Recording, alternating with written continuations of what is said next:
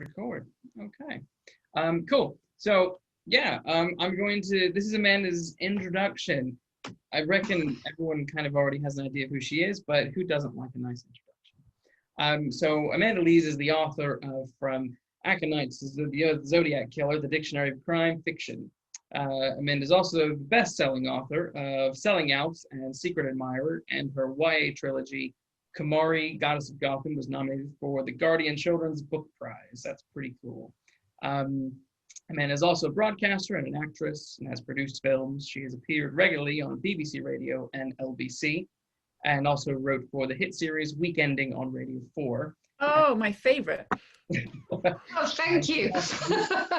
Edited the leading dictionary for banks, the Banker's Almanac, because that's quite interesting. Really? Yeah. It's a Banker's Almanac. Okay.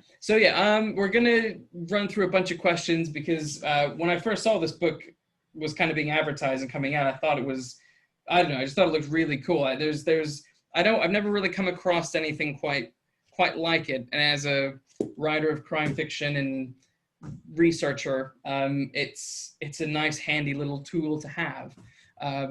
So here we go. Everyone, welcome Amanda Lees. Okay, so Amanda, yes.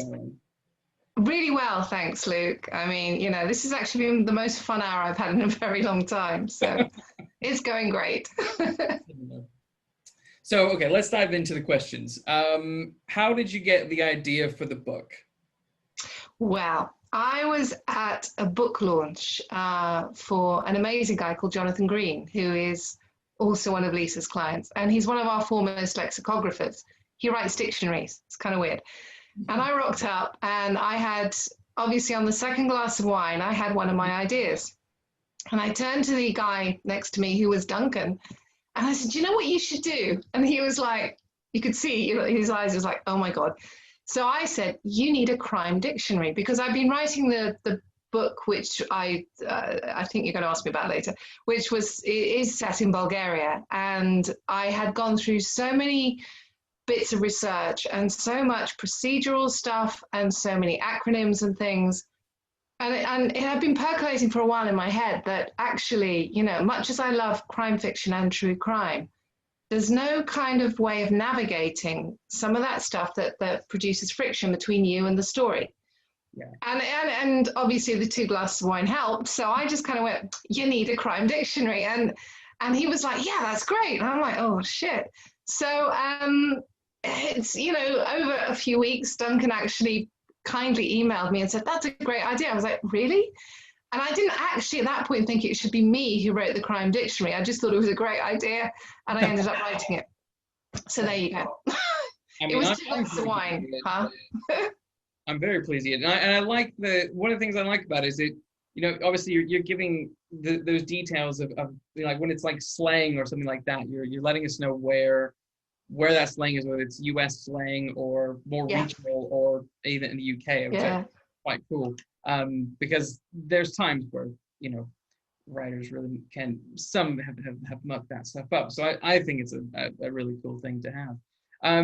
I'm curious about the research process though. So when I think about it, I just picture like a whole wall in your house just covered in little sticky notes with little bites of information. What was the research process like?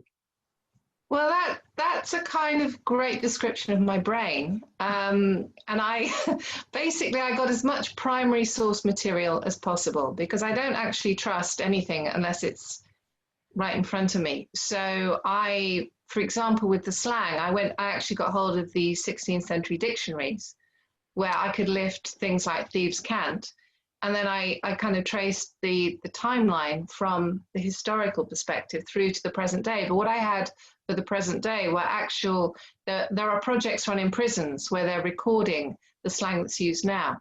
So I was connecting up the dots from what we use now back to the 16th century, but only if I had the actual primary stuff in front of me. And for example, some of the details about, shall we say, spy stuff it's kind of interesting how I got hold of that.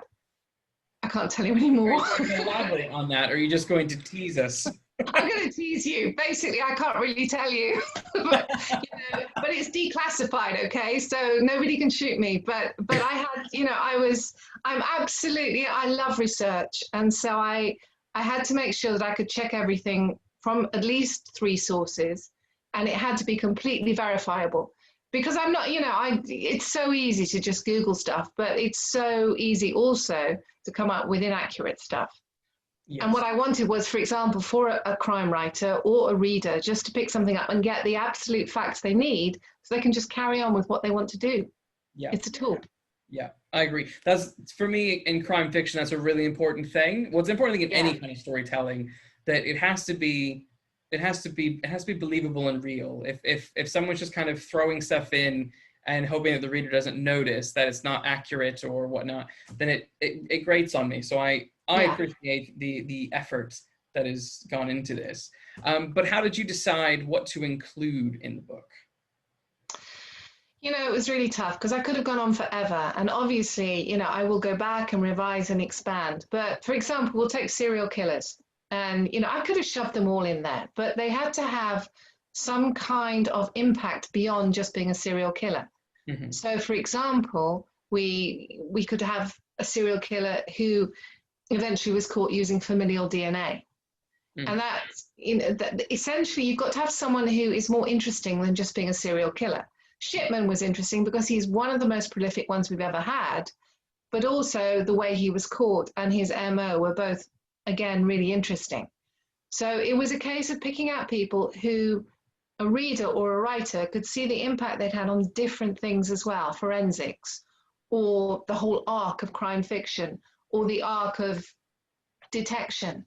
But it can't just be because you're a bog stand. And also because I have a real problem with people who glorify serial killers. I don't find them glamorous at all. Mm-mm. Most of them are horrific. Most of their crimes are horrific. So it's very much a kind of nerd-tastic book. I was really going after the facts. And I'm not, and if you can pull something out of this that will help you enjoy reading or writing more, then I've done my job. Yeah.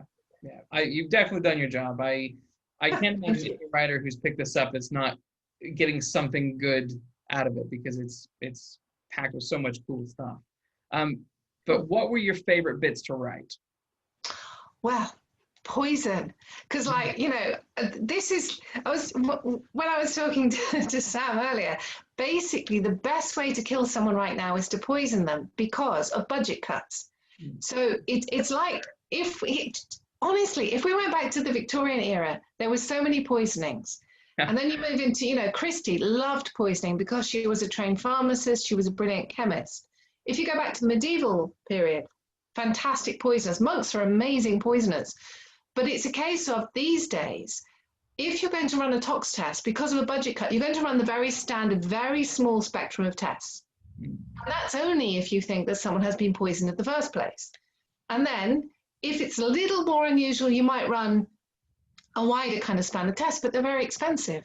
So if you're going to use a poison like aconite, it's the most fantastic poison, you probably are not going to get caught unless, in 2010, they had the Curry murders in Southall.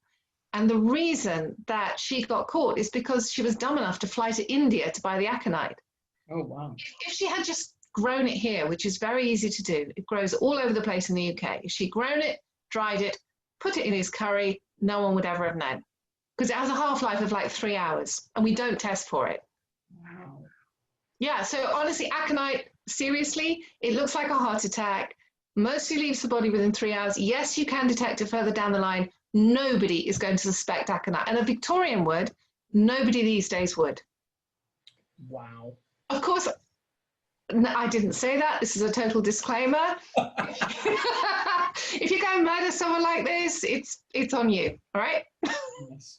Well, I'm just imagining now. There's probably at least 17 people in this chat right now thinking, wow, that's a good way to do this. I know what I'm going to do for my next book. Well, yeah, I'm expecting a bunch of aconite murders, but it would be the way I'd kill someone. Yeah. I mean, should I ever do that? Which obviously I would never do. Yeah, well, no, because murder is wrong. Wrong, very wrong. Yeah. So questions kind of deviating a little bit from the book at the moment because it's been a very, very bizarre year. Yeah. Been said many times. So with lockdown and stuff like that, what have been your pastimes? What have you been doing over this period? I was actually ill for quite a long time because I did have it and I had the long COVID form. So for a long time I was recuperating, but also trying to launch this book. Also researching my new book. So I was essentially lying in bed reading. I love calling it research. And just kind of pottering around and getting through. My daughter's just gone to uni, so we spent loads of time together. And we hung out and we went for our daily constitutional, our walk, if I was well enough. And we were fine. Actually, I really liked lockdown. I kind of miss it. Really? Yeah, seriously. I mean, social. I love a party and stuff, but I really like my own company. I have no issue with it. And it was so quiet, and there's not so many, apart from all these joggers and cyclists that we all grew to hate. Honestly, who doesn't hate a jogger or a cyclist now? But mostly it was great because it was like fewer people. Brilliant. Yeah, it was really good. It has its moments. I'm not gonna lie. I see where you're coming from. Thanks, Luke. So with other pastimes, what books were you reading or are you reading now? Oh, I have a pile for you. Okay, so someone recommended this. Can you see this? Kind of. Yes. Okay, so it's lyrical, kind of Southern Gothic. I'm expecting several bodies to pop up in a swamp somewhere quite soon. I think it's sold 5 million copies, so that she's doing something right. It's called Where the Crawdads Sing, and it's Delia Owens, so there's that. Then I'm reading, because I read like 4 books at once. This is brilliant, Cybercrime, Kingdom of Lies. Ooh. And it's narrative nonfiction. Fascinating. My daughter is my kind of resident expert on cybercrime because she's into AI and stuff. Cool. So that's her thing. But this is an excellent book, should you want that for research. Then I'm reading, for my World War II thing, I'm reading stuff like this. And I loved it. Because when I was an actor, I was in a low. And this book is called The Giraffe as a Long Neck. And I'm just like, that's fantastic. It's a hideous title, but it's just like a line I would say in a low. So I'm reading this because this is essentially about SOE. And I also have a cookbook because someone gave it to me for my birthday and I like cooking. I heartily recommend this. It's really good. It's called Levant. So it's like Middle Eastern cooking. Beautiful. There you go. Nice pile of books to be reading right now. Thank you. I have stacks more around the place. And the ones that you've gone through, does any like supersede the other? I'll take the cookbook aside because that doesn't work out. No, not at all. I mean, they, obviously quite a few of them are feeding into what I'm writing, but they fascinate me anyway. I mean, I love the lyrical.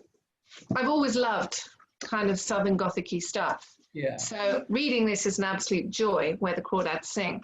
Awesome. But it's early days on that one. And it's very rarely that I read a book purely for pleasure, which sounds awful.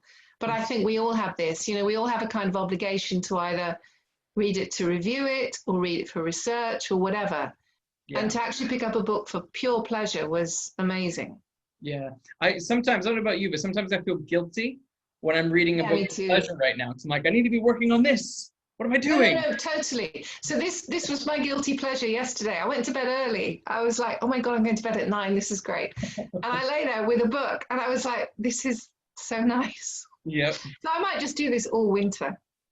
That's not a bad idea. I know. But I'd be very happy. Yeah. But with all the reading then, because the next question is, are you watching anything that's kind of gripped you lately or that's related to research at all? Yeah, I mean, last night I watched it's a rerun, but it's the Fred West thing with Dominic West. And I mean, I looked at Fred and Rose West, stomach churning, and it was about Rose West and Myra Hindley. And I sit through a lot of stuff like that. tons and tons of stuff like that. So it was kind of worky. And then obviously I had a dose of Gogglebox as well, because because Gogglebox. I gotta admit, I've actually never watched it. What? Ever. Are you unwell? You must. It all life is there. A writer must watch Gogglebox. It's just like, you have to. It's the best people watching ever. You got to watch it, Luke.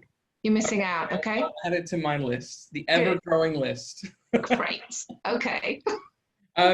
So you mentioned this earlier. You mentioned some of the other books that you were working on. Yeah. So you recently completed work on a trilogy, a thriller trilogy in Bulgaria. I'm curious about this. Okay, so it's not. It's the first of a series, and I have a house in Bulgaria. Okay. And I bought this house, and absolute true story. I did have cash strapped to my leg, and this was just when Bulgaria was entering the EU, and so I flew out, and I had one of those kind of like money belt things. So it was strapped to my leg for the very good reason I got patted down twice, and nobody found it, so that was great. And so I rocked. I'd seen this house online. It wasn't like an eBay thing, and I knew it was worth the money. So I rocked up, and at 10 in the morning, I had a glass of rakia with the owners, and we all went, "Blah," and I handed over the cash to the estate agent. I'm not that stupid. And so I have this cottage, and it's opposite the setting for the biggest literary murder story in Bulgaria, coincidentally. So I was lying in my hammock there one day, and because Bulgaria is hugely corrupt and the mafia is rife over there, and we, in our village, well, in our small local town, we have 3 guys, the local mafiosi, and they're called number 1, number 2, and number 3. And they've all got bellies, and they all pat them, going, "Oh, that, life is so shit." So I just, you can smell it everywhere, the corruption, everything. It fascinates me. And coming from Hong Kong, it was kind of familiar territory. Corruption, communism, all of this stuff. And then I started looking around, and I came up with some stuff that had actually happened. There was something called Operation Octopus. And so I started to base this book on Operation Octopus, where an undercover guy was fitted up and almost went down for this entire kind of criminal gang. In my book, the woman who's loved him all his life saves him, because that's what women do. But it's also, it brings in human trafficking, plutonium smuggling, it's all the stuff that happens very much because I've got a friend who runs customs for the East Coast, so they're forever trying to, human trafficking is something I was going to say highly involved in. I don't mean it like that. I mean in charitable terms, because it's the most appalling crime. It's second only to drugs in terms of profitability for organized crime. So, and Bulgaria is an entry point into the rest of Europe. So it touches on that, but essentially it's a massive criminal love story. Wow. I think that sounds fascinating. I love Eastern Europe. I find it's raw, and it's very much on the edge, and you feel really alive there. Yeah. In a way that you don't other places, and I love the local people. I speak Bulgarian, so I love them immensely. When is there an idea? So you've just kind of finished it. Is there an idea when it might come out, or is it still too early to say? Way too early to say. Okay. It's a tricky one because it was essentially a passion project, and most people go, "Where's Bulgaria?" And it's like, you have a point. So obviously that's totally up to Lisa to flog it. Right. Lisa, it's on you. Yeah, but it's a rich kind of. So that's why to me it's the first in a series, because I've set up the characters so they would carry this on through. But we shall see. One of the best thrillers I've read all year. Say that again, sorry. One of the best thrillers I've read all year. Ooh, it really is gripping. That is high. Thank you.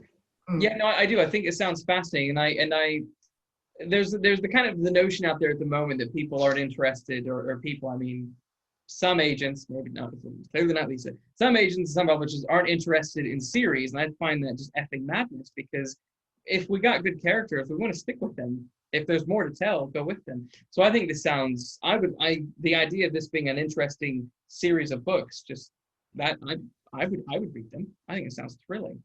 Thank you. That, piggybacking off of that though, you mentioned the World War II crime thriller series.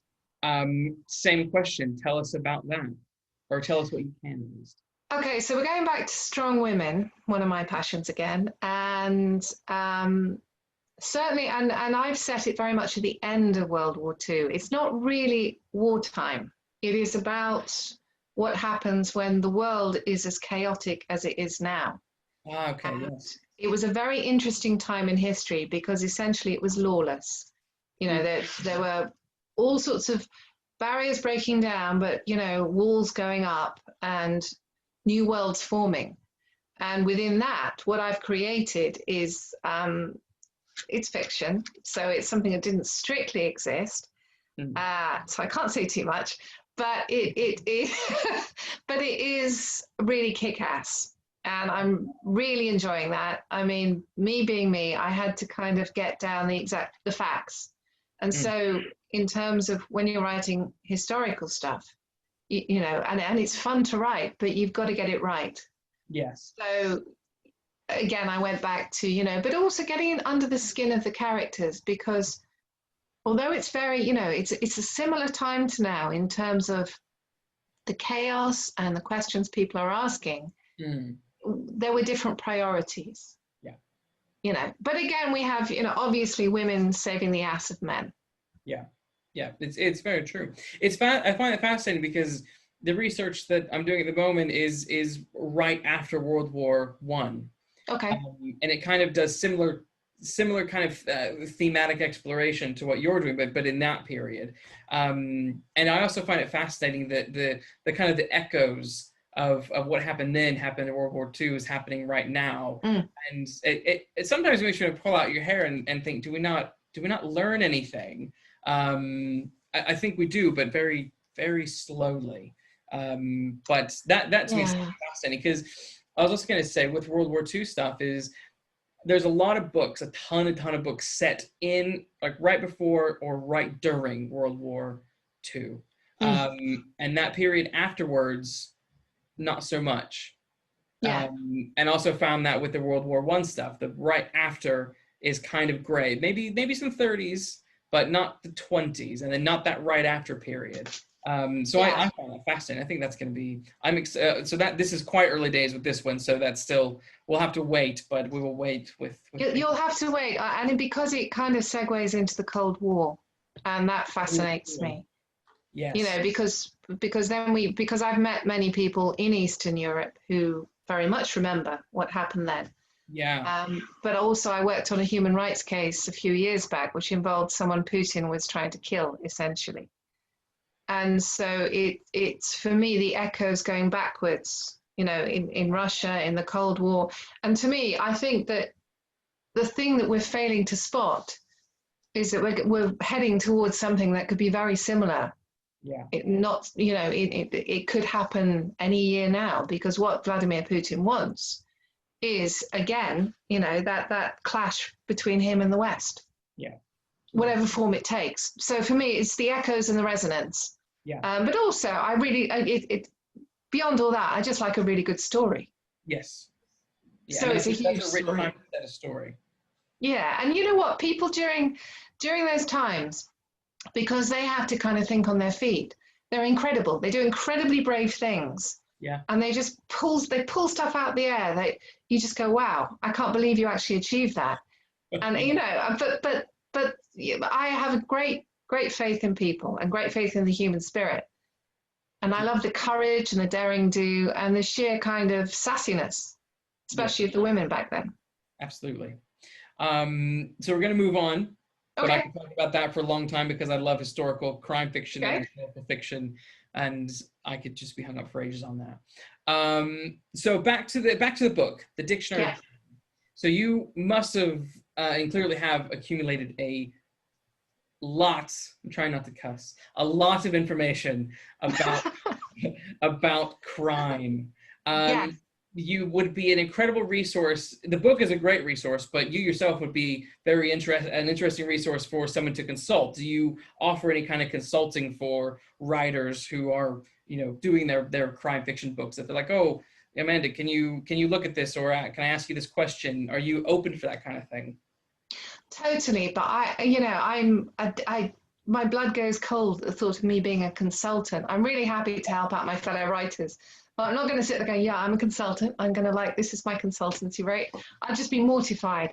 The whole point was to empower writers and readers. And that's not in a kind of sappy way. It was because, I wanted to collate, because I am such a nerd.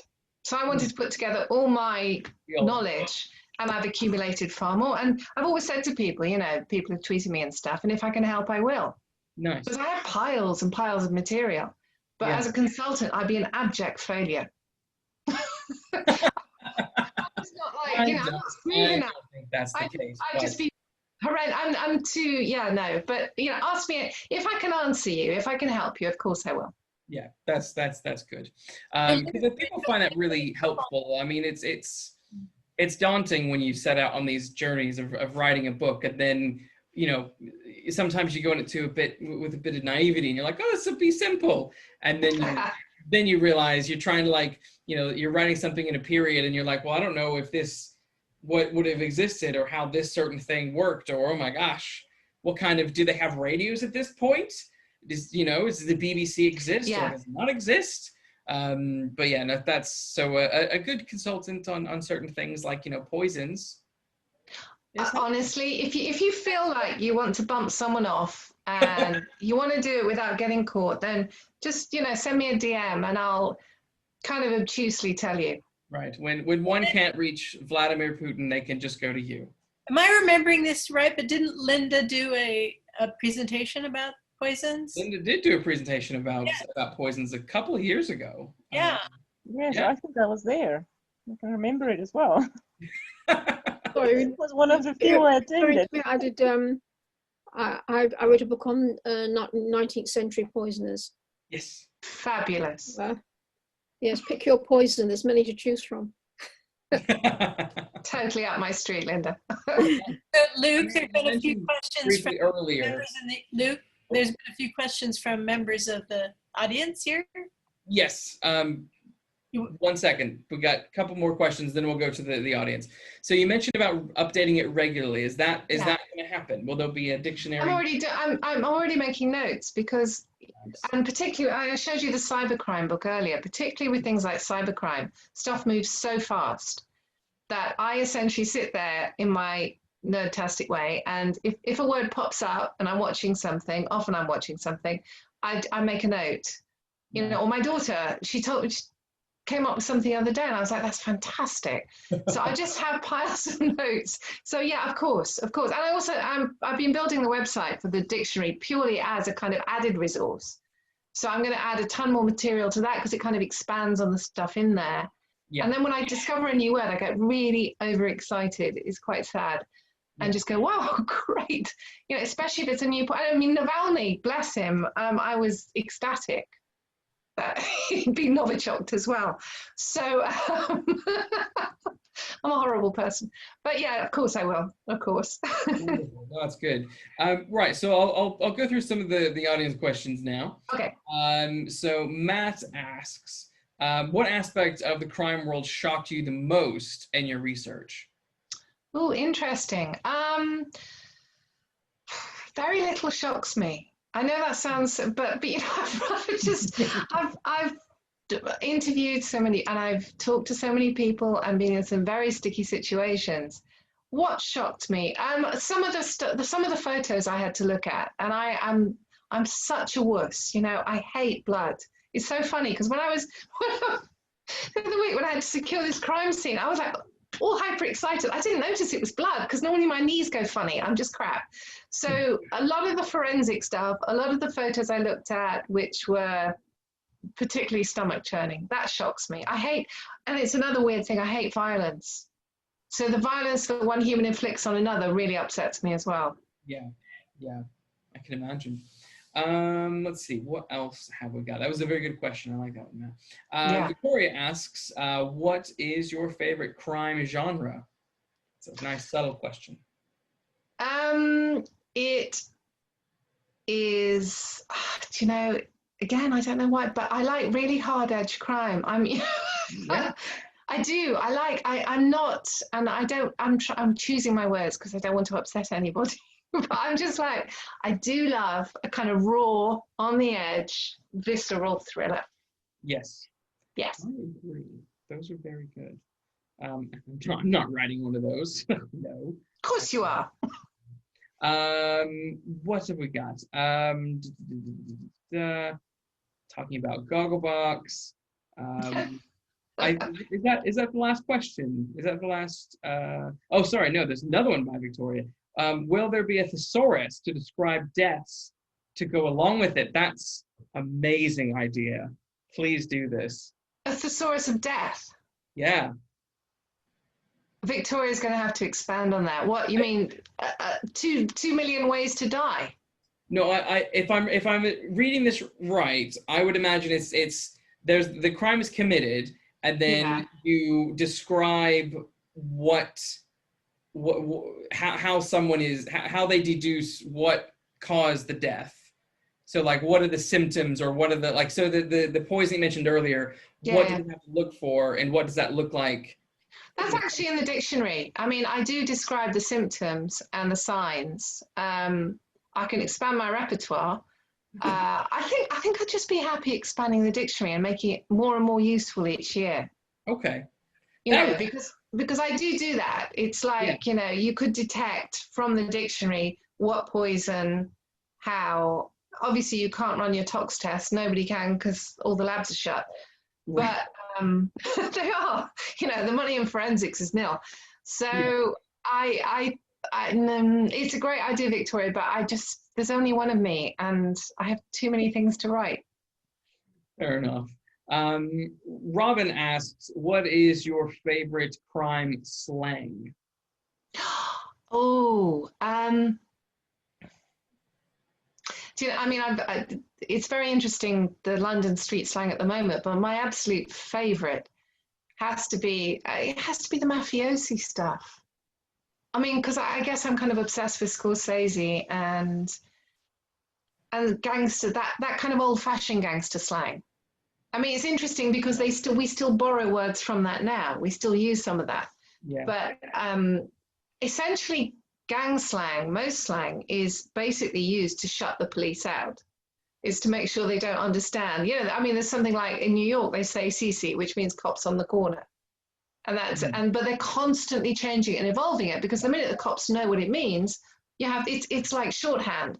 Yeah. So you know, so therefore, for me, something that's slightly older slang that's more static, but you can actually look at the rich history of it and the words, is more fun. Yeah. Because at the moment, if you're out on a London street, they're going to be and that's another interesting thing, trying to keep up with grime, with all the other kind of slang forms there are out there, because obviously they don't want some, you know, white middle class person like me standing there going, "That was really interesting. Can you just say that again?" So I'm not going to. So I have to collate it from as many sources as possible, usually prison. Yeah. How fascinating. Are there any other questions from the audience? Now is the time. Frantic fingers on the keyboard. Yeah, go for it. I'm gonna give 10 seconds. Oh, the pressure. 5, 4, 3, 2, 1. Okay. I think we've gone through all the questions, Amanda. Okay. Thank you so much for hanging out with us on the first of our virtual get-togethers for the CWA London. You were great. I think everyone had a good time. Yeah? I did. There we go. Look at all the nods and the claps. Cool. So what we'll do, we have 3 really cool readings coming up from Vanessa, Anne, and Sophia. Let's just take like 5 quick minutes to grab a drink, go to the loo, whatever, and then we'll come back and we'll do those readings, yeah? Perfect. Cool. Okay. We will do that. Are you just going to sit there, Luke? I'm just going to sit there. I'm going to get Prosecco. I'm going to get more drink. Let's get more drinks. Yeah. And everybody, you can unmute yourself if you'd like, and just have a chat. Just relax for a few minutes if you want to hang out. And some of us are going to go get drinks, or, but yeah, do unmute yourselves and say hello. Be right back.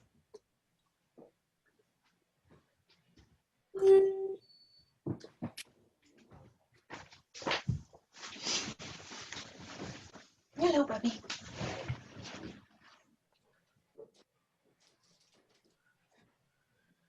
Oh, dear.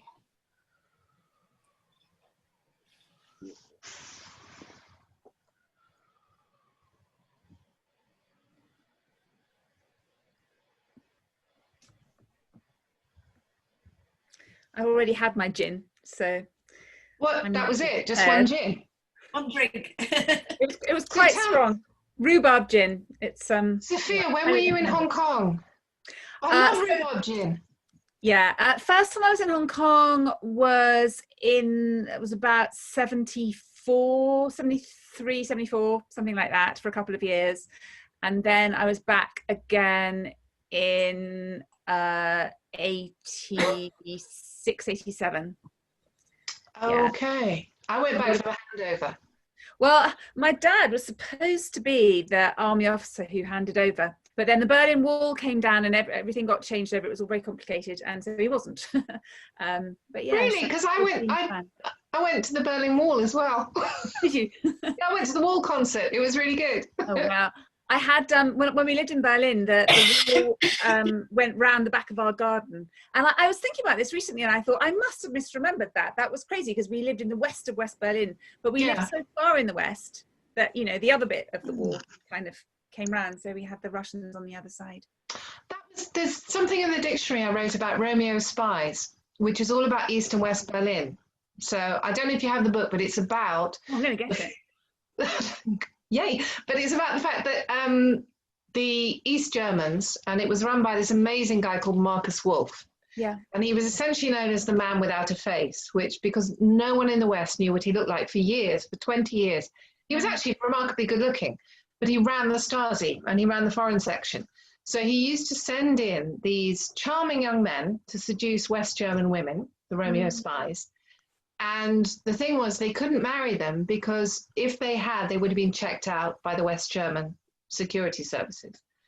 So they had to seduce them, but keep them dangling for years and try and get some pillow talk out of them. It was an incredible operation. And Marcus Wolf realized that that was the cheapest and best way to get the best intel. And it worked. Yeah. And there were all these sad love stories because like some of them really did fall in love. And then either the guy was disappeared or, they just vanished into the night, or some of the women fell in love with the idea of being spies and just carried on. But the problem is that when the wall came down and when the Stasi files were opened, the level of betrayal was incredible. And people then realized, and come back. I was putting my book back on the shelf. I'm like, hi. But they realized, that once you've opened Stasi files, you realize that husband had betrayed wife, son had betrayed father. It was horrific. Yeah. Well, rule of 6 is going to do that to us, isn't it? Neighbor betrays neighbor. It's not healthy to get people to snitch. It's not. And it reminded me of that, actually. It was that thing of, let's all snitch. Although I'm very upset about Matt Hancock tonight. Oh, really? That's very easy to do. Like particularly. No, because he was smirking away on Sky TV going, oh, yes, yeah. And she went, Kay Burley said, what, is there a sex ban? He went, oh, yes. I was like, what? Hilarious. It's just like the British can't do it any worse, can they? It's, yeah. Everything is banned, people, okay? There was a funny tweet yesterday that said, only 6 friends, table service, and finish by 10 p.m. That's not fighting a pandemic. Those are criteria for middle-aged night out. This is true. This is my life. My life is not changing at all. Exactly. Yay, good. Now we have an excuse. It's just, oh, I have to go home. So sorry. Absolutely brilliant. Luke, are you sure you want to be a British citizen or not? Sorry, say that again. Crazy. Sure you want to be a British citizen with everything going on now or not?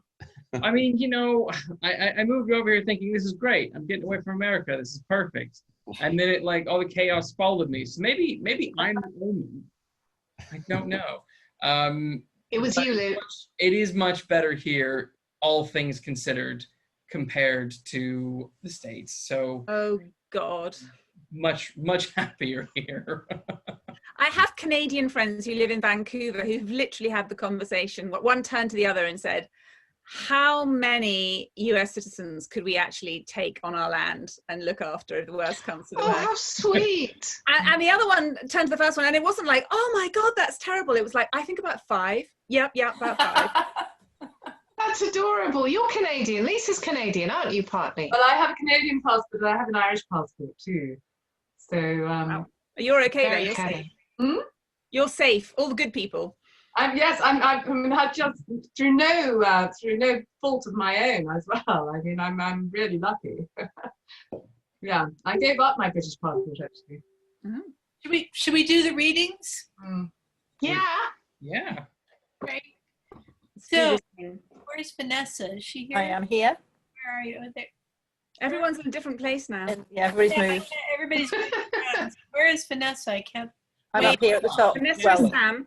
Sam Blake. I am Sam. Yeah, sorry. Oh, Two names. sorry. Okay. Right. You should. Okay. All right. So I'm supposed to introduce you. Okay. Sam or Vanessa is she writes crime fiction as Irish bestseller Sam Blake, whose Keep Your Eyes on Me is just out now. Her first standalone has been described as Strangers on a Train meets Dial M for Murder. Is that right? Yeah, well, this one is this one. First standalone. Okay. And she's the founder of the Inkwell Group, which is a publishing consultancy. I'd like to hear about that. Vanessa is also behind the award-winning National Writing Resources website, writing.ie, and she's Ireland's leading literary scout. I'm not sure what that is. I'd like to know. Vanessa has been writing fiction since her husband set sail across the Atlantic for 8 weeks, and she had an idea for a book. She's going to read from the opening pages of Keep Your Eyes on Me, which is out in paperback on the 5th of November. That's the cover. Start with a bit different from the police procedurals that I wrote before. So this is a standalone. Yeah, as I say, it's about 2 women who meet on a plane, in fact, rather than on a train, and discover they have men in their lives that need sorting out. And so first, in the first chapter, we meet Lily, who is one of the girls, and find out a little bit about what her problem is. So chapter 1. The sudden pounding on the front door was followed by a repeated ringing of the doorbell. Lily Power pushed her tortoiseshell glasses up her nose and looked up from the newspaper she'd been reading. The ringing didn't stop, or the thumping. She put her mug of tea down on the kitchen table with a crack. She wasn't expecting anyone. And how had someone got through the street door and found their way up 5 floors to the tiny staircase that led to her attic flat? Fear crackled through her as the banging started again. Whoever it was clearly hitting a 10 on their own panic scale.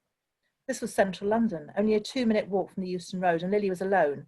Both her flatmates had left first thing this morning. She'd heard them clattering in the kitchen and then the front door slamming twice. She was on her own and there was some lunatic at the front door. Panic began to rise and Lily felt her mouth go dry. She'd literally just been reading about the increase in violent crime in London, about moped gangs and stabbings, about addicts who called to the door and mugged the householder before robbing the place. Was this what was happening? It was already dusky outside and would be dark soon. Lily felt her chest tightening.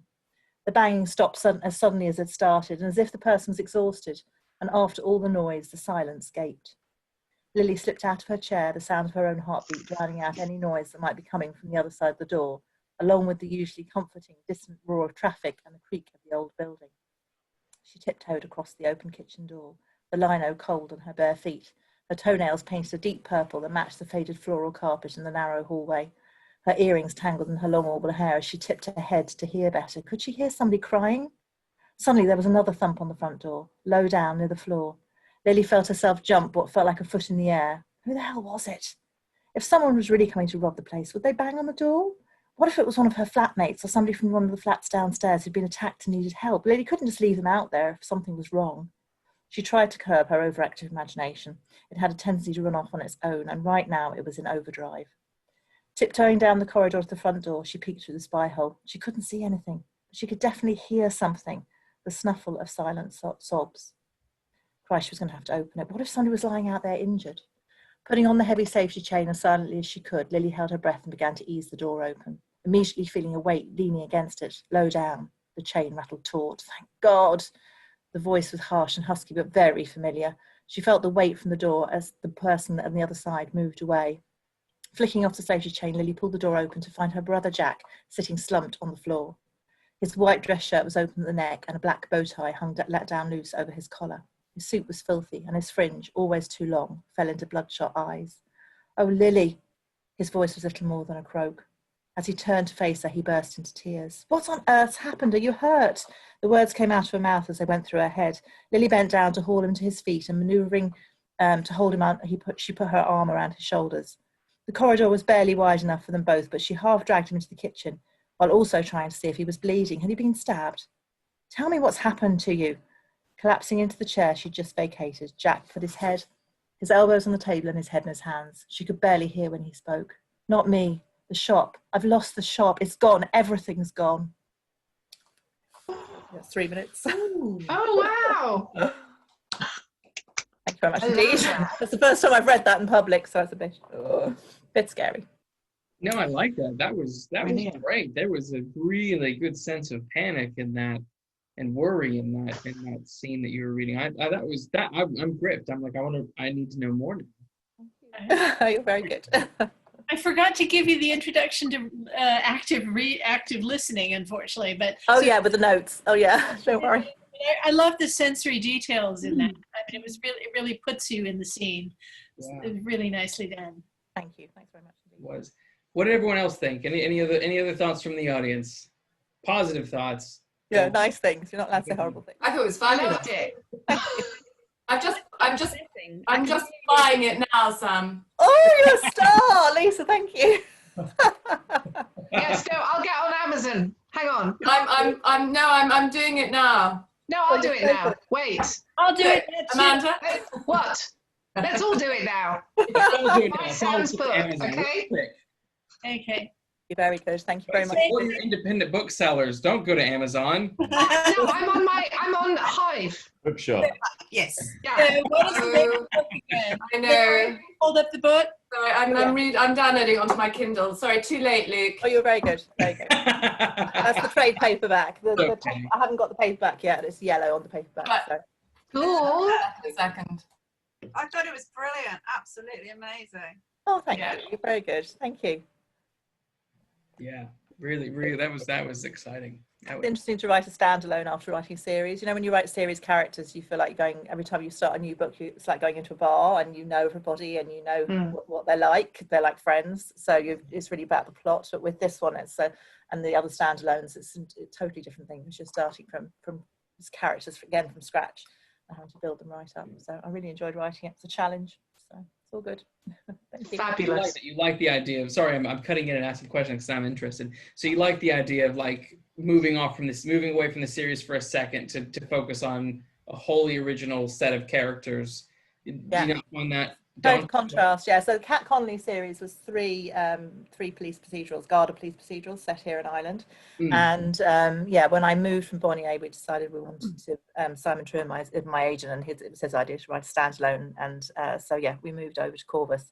And they like the standalones. So the next one's a standalone, The Dark Room. But at the moment, I'm just have an idea for a new series. So I like that. I like to be able to do both. If I can do both, that's the ideal world. Yeah. No, that makes sense. I was going to say goodbye to Linda because Linda had to leave. Oh, no, you're still there, Linda. I saw your message. Bye-bye. She has to leave. So bye, Linda. Have fun. Bye, Linda. At your other group. Bye. Obviously, we're the coolest group. It's okay. You have fun at your other group. So we have the next one. Should we do the next one? Yes. All right. The next person reading is Anne Coates. And Anne has written for national newspapers and magazines. and she was a freelance editor for Reader's Digest and various other publications. She has 7 nonfiction books published, as well as some short stories. She has a series, Hannah Weybridge, published by Urbane Publication from 2016 on. And tonight she's going to be reading from the 4th book of this series, the title of which is Perdition's Child, published on the 6th of February this year. Take it away, Anne. Thank you. I've had to do a few judicial cuts to try and get into the 3 minutes on this one, but again, I'm reading from the beginning. Monday, the 27th of June, 1994. The stairwell echoed with the ungainly clump of her footsteps. Her weathered walking boots, with unmatched laces knotted and frayed, were far too hot and heavy for summer, even with the flow of air offered through various holes, and these last few weeks had been sweltering. Her feet were hot and clammy. A blister had formed where the back rubbed her heel. Whenever she removed her socks, layers of skin flaked away. Her feet were more than any other part of her body disgusted her. Between her toes were signs of an infection. She tried talking to the chemist in Boots down the marsh, but he wanted to see her feet. Her embarrassment overcame her discomfort, so she left without showing him. But these boots were the only footwear she possessed. Flip-flops, she thought, or those plastic sandals, what were they called? Jellies, silly name. They were cheap. She should store these bloody boots somewhere, or better still get rid of them, and her feet could heal in the sun and air. Her clothes, which had long since lost any of their original colour or shape, stuck to some parts of her body and hung from others. Beneath her skirt, the flesh at the top of her thighs was rubbed raw. There were times when she wished she could peel off her skin and start again. In the depths of night, when no one could see her, she wept. Tears were sometimes the only liquid to touch her face for days on end, a caress no person would give. On the 3rd floor, she rested against the wall, rubbing her hand, sticky from the balustrade, on her skirt. One more bit of dirt wouldn't show. She looked out over the sun-dappled square. Everywhere looked so much better in sunshine. Strangely, there was no one around. No kids on skateboards, no dealers loitering in the shadows, no one screaming obscenities from an open window. An enormous ginger cat, balancing precariously on the window ledge, stared at her disdainfully for a moment, then carried on with his meticulous grooming. Everywhere seemed still and quiet, unnaturally so. Maybe the heat had sucked out the energy from the residents. She continued her climb, gripping the rail. Panting, she reached the 4th floor and wiped her sleeve across her brow. The fabric was stiff with sweat and snot and heaven knows what else. God, she needed a wash. She hobbled along the walkway to number 39 and banged loudly on the door. Harry was going deaf, but claimed he heard her footsteps coming, even when he couldn't hear her knocking on the door. Not that they seemed to have alerted him this time. She knocked again, more loudly. The tiny scullery window was open behind the bars that protected it. That meant he must be in. He always shut that window, even though a kitten would struggle to gain access through it. Nothing. She bent forward and shouted through the letterbox, "Harry, Harry, can you hear me? It's me, Lucy." There was no reply. Ooh. Ooh. That was good. That was great. Right. So Lucy this is book 4, and Lucy is a character who's appeared on and off as a minor character in books 2 and 3. So she's come to the fore in this one. Oh, cool. Should we be buying book 1 then? Actually? Sorry? Should we be buying book 1 then? Yes. Oh, And then yes. all the other ones too. Oh yes, buy them all. That's one while you were talking. I got that one while you were talking. That's tonight's reading. Oh, brilliant! Thank you. I loved the thing about wanting to take her skin off. I thought that was beautiful. I thought that was amazing. I like the line. a caress no person would give. Yeah. That's lovely. You know, I'm hoping maybe next time we'll do this. We'll, as the person is reading, just type into the chat thing things that strike you like this. I'm having computer issues. I was going to type that in, but my computer is having major issues at the moment, so forgive me. But what a beautiful read, Anne. Yeah. Thank you. I really liked it. I liked your Really good. feet. It was so Yeah. gross. Yeah. But like you felt bad, like her embarrassment of her own feet. You're like, oh my god, I get it. Because Yeah. like guys have gross feet. So I have big guy, gross guy feet, and I'm like, I get it. I remember, you know, it's like the poor person with the gross feet. And like the fact when you mentioned jellies really made me laugh inside. Because that's such a dated 90s thing. Like I get it. I'm like, oh my god, I remember that. I remember the jellies. Oh my gosh. So yeah, and I don't know. That made me. That was a nice little period thing there. I like that. Thank you. We go on to the next. Sure. All right. The next is Sophia Bennett. And Sophia had her first novel published when she was 42. You don't look any older than that already, so I don't know how long that was. And was a children's writer for 10 years.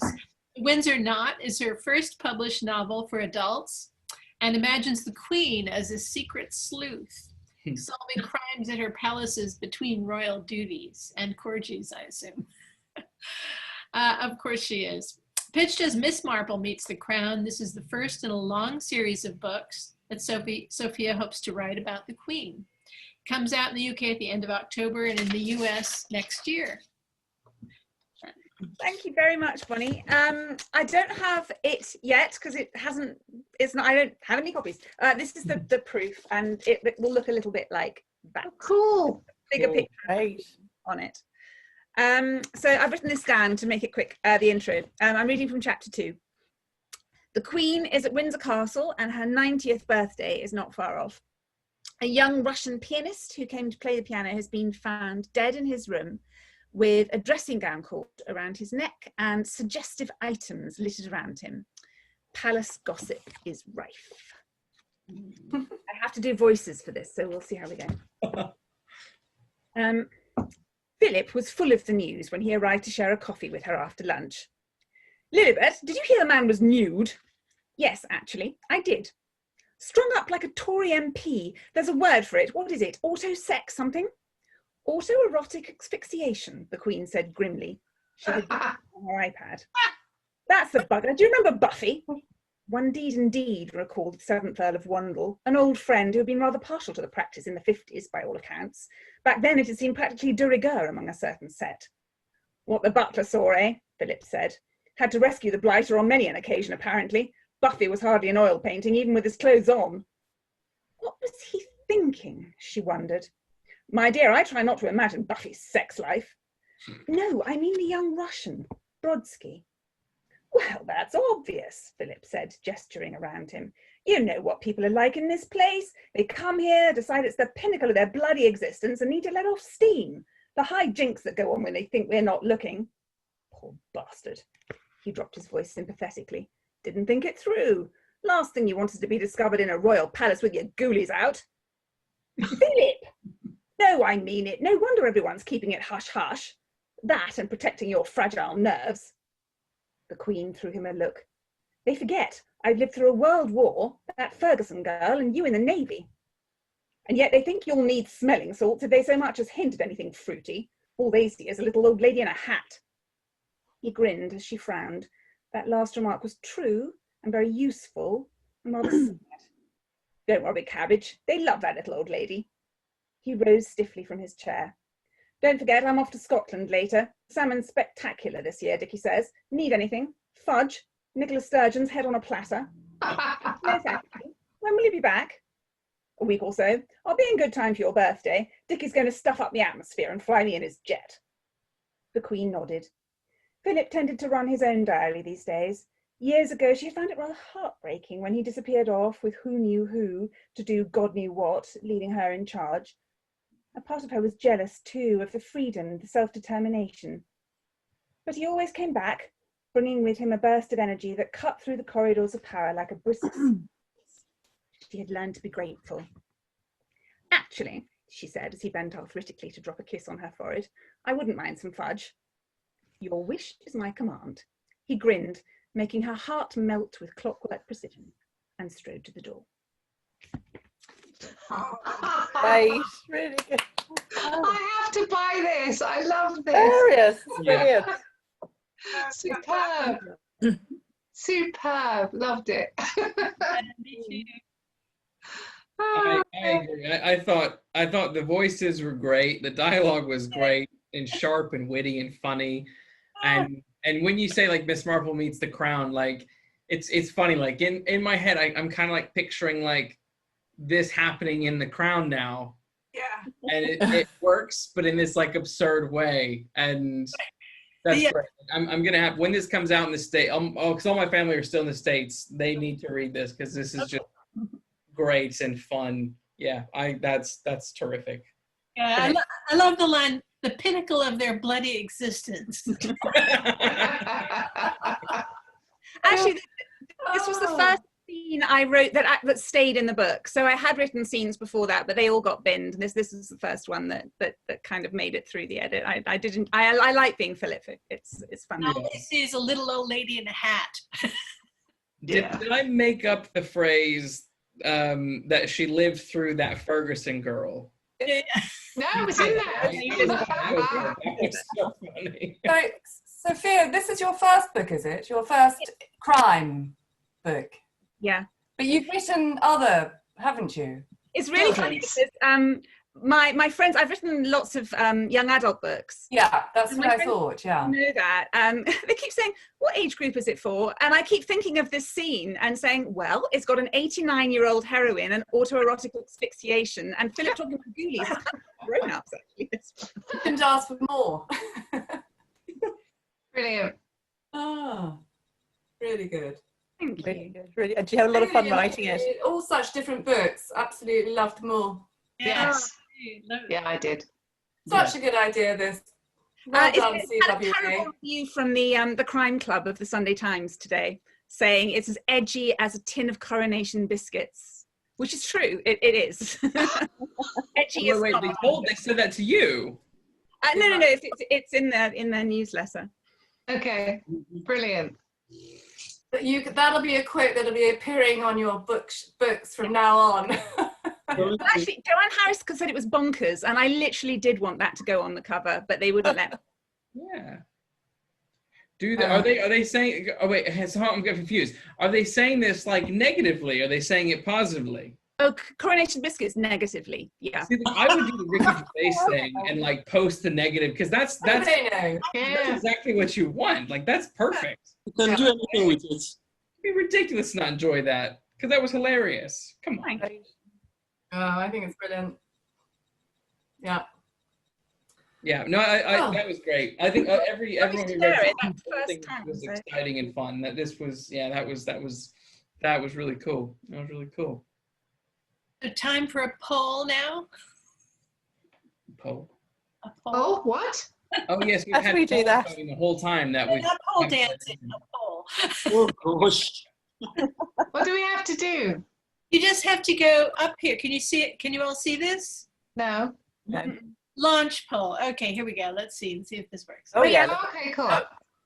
So, yeah, just you could just click one. It's absolutely anonymous, so we won't see who's clicking what. Okay. Oh.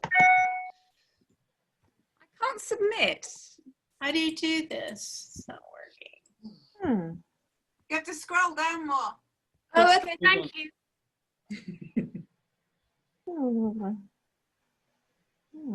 Quite sure how this works, actually. Funny, I'm not. This doesn't apply to me, I'm afraid. So I'm not doing it. How do you? Mine is not. Done. There we go. It's starting to work. Yeah, if you scroll, it's all fine, isn't it? Good. Yeah, I just did mine. It worked fine. There we go. Looks like mine worked as well.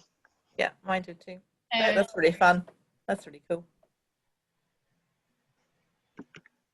It's supposed to be what it's like on election night, just watching the numbers go back and forth. Election week, as it will be this time. Won't be watching that again. Oh, lovely. Okay, so that's kind of interesting. So you can just all see what people have done, but we don't know who's done it. Oh, interesting how most of us are getting more done during the pandemic, but that makes sense for writers, doesn't it? Mm-hmm. I mean, for us, life hasn't changed all that much if you're sitting at home writing anyway. I was bummed out that I couldn't go do research on site. I had to Google walk through a few places that I have gone to. Yeah. I do miss that. I do miss being able to kind of freely go out and explore and do stuff. It's kind of curbed a little bit of my ability to write. I find going to the British Library, which I don't even know if they're open yet, but it's just, I'd like to go to the British Library once a month. They are open now. Yeah, Yeah, they you are can book open in. now. Yeah. And London. London, yeah. That's what I miss the most. And of course, nobody chooses fat for their snacks. So nobody eats cheese and crisps and stuff. I turned into Fanny Craddock. Does that count? You did. Now, it looks like half of us listen to music while writing. I can't do that. I'm a musician and I start listening to it and then I'm paying attention to that. I get that completely. I'm not a musician, so it doesn't affect me that way. I can just let it wash over me. Yeah, no, I start paying attention. As long as it's instrumental, I can listen. If it's not instrumental, then I get distracted by the lyrics. Yeah. I'm a musician, but I can listen to instrumental.